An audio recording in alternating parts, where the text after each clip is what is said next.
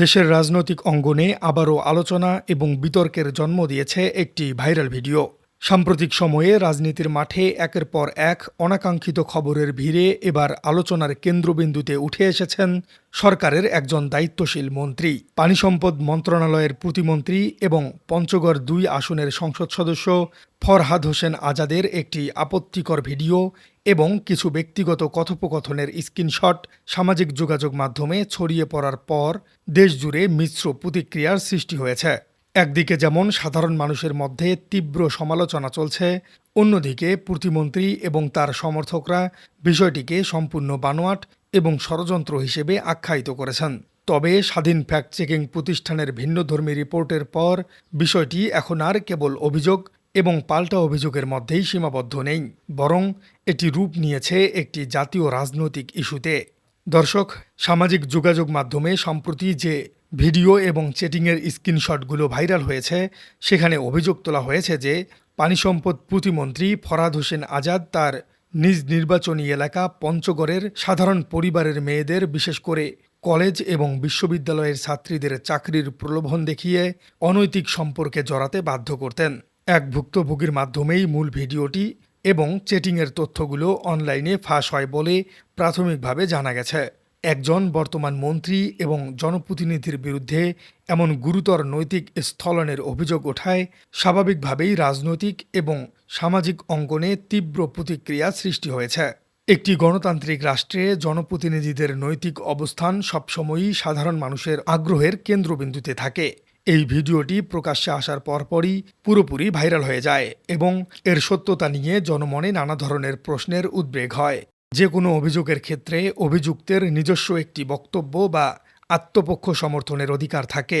এই ঘটনার পরপরই পানি সম্পদ প্রতিমন্ত্রী ফরহাদ হোসেন আজাদ এবং তার অনুসারীরা অত্যন্ত দৃঢ়তার সাথেই অভিযোগগুলো অস্বীকার করেছেন। তারা দাবি করেন যে প্রতিমন্ত্রীর পরিচ্ছন্ন রাজনৈতিক ভাবমূর্তি ক্ষুণ্ণ করার জন্যই এবং নির্দিষ্ট রাজনৈতিক গোষ্ঠী পরিকল্পিতভাবেই এই কাজটি করেছে। গত ২৮ জুলাই দেশের বেশ কয়েকটি মূলধারার গণমাধ্যমে প্রতিমন্ত্রীর আত্মপক্ষ সমর্থনের বিষয়টি গুরুত্বের সাথেই প্রচারিত হয়েছে। দৈনিক কালবেলা, দেশ রূপান্তর, Bangla news 24, Kaler Kantho, ৭১ TV, Bangla vision, Manabzamin সহ একাধিক সংবাদ মাধ্যম প্রতিবেদন প্রকাশ করে যে প্রতিমন্ত্রীর ভাইরাল হওয়া ভিডিও আসলে আসল নয়। এসব প্রতিবেদনে দাবি করা হয় অত্যাধুনিক ডিপফেক এবং কৃত্রিম বুদ্ধিমত্তা বা আর্টিফিশিয়াল ইন্টেলিজেন্স প্রযুক্তি ব্যবহার করে অন্যের শরীরের উপর প্রতিমন্ত্রীর মুখমণ্ডল বসিয়ে এই ভুয়া কন্টেন্ট তৈরি করা হয়েছে। দর্শক, যখন মূলধারার গণমাধ্যম এবং প্রতিমন্ত্রীর সমর্থকরা এআই বা ডিপফেক তত্ত্বের উপর জোর দিচ্ছেন, ঠিক তখনই বিষয়টি নিয়ে স্বাধীন অনুসন্ধানের নামে দেশের অন্যতম শীর্ষ ফ্যাক্ট চেকিং প্রতিষ্ঠান দ্য ডিসেন্ট ফ্যাক্ট চেকিং বা তথ্য যাচাইয়ের ক্ষেত্রে সাংবাদিকতার নিয়ম অনুযায়ী তারা কোনো পক্ষপাত না করে খুবই যুক্তিযুক্ত একটি ফরেনসিক রিপোর্ট প্রদান করেছে।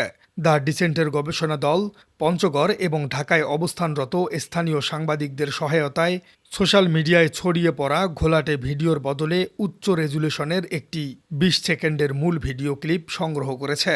এর পাশাপাশি ৫টি অত্যন্ত স্পষ্ট ছবি এবং কথোপকথনের একাধিক অরিজিনাল স্ক্রিনশট সংগ্রহ করেছে তারা। আর এরপরে শুরু হয় অত্যাধুনিক ডিজিটাল ফরেনসিক পরীক্ষা। তারা তাদের অনুসন্ধানে বিশ্বমানের একাধিক এআই ডিটেনশন সফটওয়্যার এবং ইমেজ অ্যানালাইসিস টুল ব্যবহার করেছে। আর এই পরীক্ষার যে চূড়ান্ত ফলাফল তারা প্রকাশ করেছে, তা পরিস্থিতিকে আরও নতুন দিকে মোড় নিতে বাধ্য করেছে। ফরেনসিক বিশ্লেষণে দ্য ডিসেন্ট অত্যন্ত স্পষ্টভাবে জানিয়ে দিয়েছে, সংগৃহীত ছবি এবং ভিডিওগুলোর কোনোটিতে এআই বা কৃত্রিম বুদ্ধিমত্তার ব্যবহার করা হয়নি। এগুলো সম্পূর্ণ আসল এবং অবিকৃত। এই রিপোর্ট প্রকাশের পর এআই বা ডিপফেকের যে দাবিটি করা হয়েছিল, তা বড় ধরনের প্রশ্নের সম্মুখীন হয়। ফ্যাক্ট চেকিংয়ের এই রিপোর্ট প্রমাণ করে যে প্রযুক্তির দোহাই দিয়ে ঘটনাটি অস্বীকার করার সুযোগ এখন আর খুব একটি অবশিষ্ট নেই। ফ্যাক্ট চেকিং প্রতিষ্ঠানের রিপোর্ট সামনে আসার পর বিষয়টি এখন পুরোপুরি একটি রাজনৈতিক এবং নৈতিক সংকটে রূপ নিয়েছে। বিশেষ করে ক্ষমতাসীন দল বিএনপি এবং দলটির চেয়ারপারসন তথা প্রধানমন্ত্রী তারেক রহমানের সামনে একটি বড় পরীক্ষা হিসেবে দাঁড়িয়েছে এটি। রাজনৈতিক বিশ্লেষকরা এই পরিস্থিতিকে একটি বিশেষ রাজনৈতিক প্রেক্ষাপটের সাথে তুলনা করছেন। খুব বেশি দিন আগের কথা নয়, যখন বাংলাদেশ জামায়াতে ইসলামের দলীয় সংসদ সদস্য সাতক্ষীরা ৪ আসনের এমপি গাজী নজরুল ইসলামের বিরুদ্ধেও প্রায় একই ধরনের নৈতিক স্থলন এবং বিশৃঙ্খলার অভিযোগ উঠেছিল। সেই সময়ে জামায়াতে ইসলামী কোনো ধরনের কালক্ষেপণ না করে তাকে দল থেকে বহিষ্কার করেছে। শুধু তাই নয়, নির্বাচন কমিশনকে আনুষ্ঠানিকভাবে চিঠি দিয়ে তার সংসদ সদস্য পদ বাতিলের আইনি প্রক্রিয়াও চূড়ান্ত করতে জোর দাবি জানিয়েছে জামায়াতে ইসলাম। রাজনৈতিক মহলে এখন সেই দৃষ্টান্তটি বারবার ঘুরিয়ে ফিরিয়ে আসছে।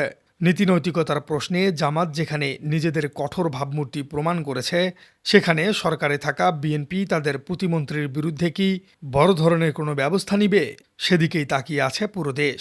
বিশ্লেষকদের মতে, সরকার যদি এই ফ্যাক্ট চেকিং রিপোর্টের পর নিরপেক্ষ তদন্তের উদ্যোগ না নেন এবং অভিযুক্তের বিরুদ্ধে ব্যবস্থা গ্রহণে অনীহা দেখায়, তবে জনমনে দলটির ভাবমূর্তি মারাত্মকভাবে সংকটে পড়বে। নিরপেক্ষ তদন্তে অভিযোগ প্রমাণিত হলে ফরহাদ হোসেন আজাদের প্রতিমন্ত্রিত্ব যাবার পাশাপাশি তার সংসদ সদস্য পদও ঝুঁকির মুখে পড়তে পারে, এমনটি জানিয়েছেন বিশ্লেষকরা।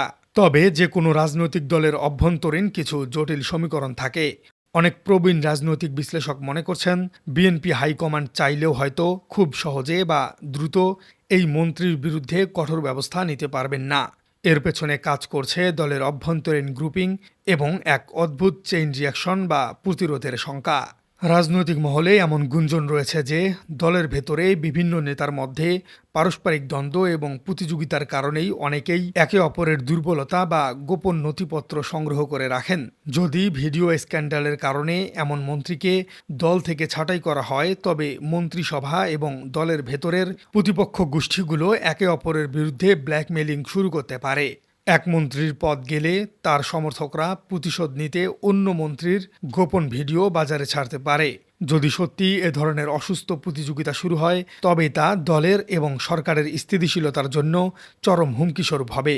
এই অভ্যন্তরীণ রাজনৈতিক ভীতি দলটির শীর্ষ নেতৃত্বকে সিদ্ধান্ত নেবার ক্ষেত্রে কিছুটা হলেও চাপে রেখেছে বলে মনে করছেন বিশ্লেষকরা। এই পুরো ঘটনার পাশাপাশি আরেকটি বিষয় বেশ জোরালোভাবেই আলোচনায় এসেছে, সেটি হলো বাংলাদেশের সমাজ ব্যবস্থায় গণমাধ্যম এবং নির্দিষ্ট কিছু ধর্মীয় এবং সুশীল গোষ্ঠীর দ্বৈত নীতি। সামাজিক যোগাযোগ মাধ্যমে অনেকেই প্রশ্ন তুলেছেন, যখন জামাত এমপির ঘটনাটি ঘটেছিল তখন মূলধারার মিডিয়া এবং নির্দিষ্ট কিছু আলেম সমাজ অত্যন্ত সরব ছিলেন, কিন্তু খোদ সরকারের একজন প্রতিমন্ত্রীর এত বড় অভিযোগ সামনে আসার পরেও এবং ফ্যাক্ট চেকিংয়ে তা প্রমাণিত হবার পরেও সেই প্রতিপক্ষগুলোর নীরবতা জনমনে নানা ধরনের প্রশ্নের জন্ম দিয়েছে। চরমোনাই পীরের দল হেফাজতে ইসলামী, বিএনপি জোটের শরিক জমিয়তে উলামায়ে ইসলাম এবং কওমি ঘরানার আলেম সমাজের একটি বড় অংশের কোনো দৃশ্যমান প্রতিবাদ এখনও সামনে দেখা যায়নি, বরং পঞ্চগড়ে কিছু আলেমকে প্রতিমন্ত্রীর পক্ষে মানববন্ধনে অংশ নিতে দেখা গেছে। প্রিয় দর্শক, দেশের একজন প্রতিমন্ত্রীর এত বড় আপত্তিকর ভিডিও ছড়িয়ে পড়ার পেছনের আসল কারণটা কি? বিএনপি কি শেষ পর্যন্ত তাকে সত্যি সত্যি বহিষ্কার করবে বলেই আপনার মনে হয়? কমেন্টে জানিয়ে দিন আপনার গুরুত্বপূর্ণ মতামত। আর আমাদের চ্যানেলে নতুন হয়ে থাকলে চ্যানেলটি সাবস্ক্রাইব করে বেল আইকনটি বাজিয়ে দিন। দেখা হচ্ছে পরবর্তী কোনো ভিডিওতে।